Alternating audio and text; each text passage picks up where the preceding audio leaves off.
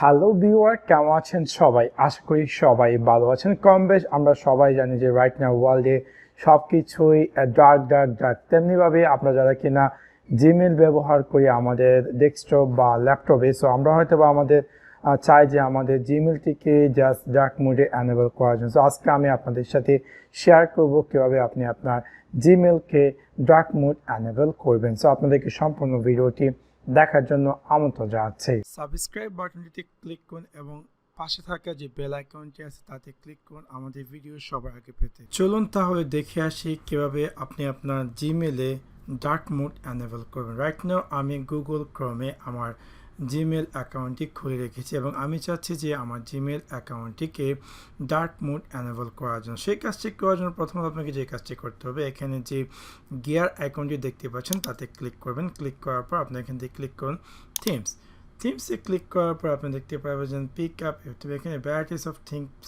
আছে। সো আমি চাচ্ছি যেহেতু ডার্ক মোড করার জন্য, তো সেক্ষেত্রে আমি একদম নিচে চলে আসবো।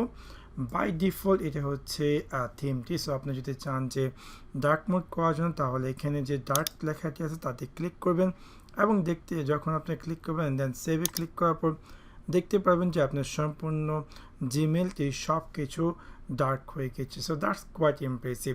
সো এভাবে খুব সহজে আপনি চাইলে আপনার জিমেল অ্যাকাউন্টে ডার্ক মোড অ্যানেবল করতে পারেন।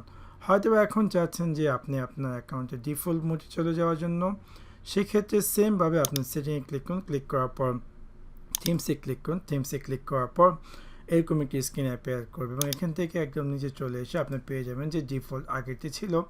তাতে ক্লিক করার সাথে সাথে আপনি দেখতে পারবেন যে আপনার গুগল যে জিমেলটি সেটি আবার পূর্বে যে অবস্থান ছিল সে অবস্থানে চলে গেছে।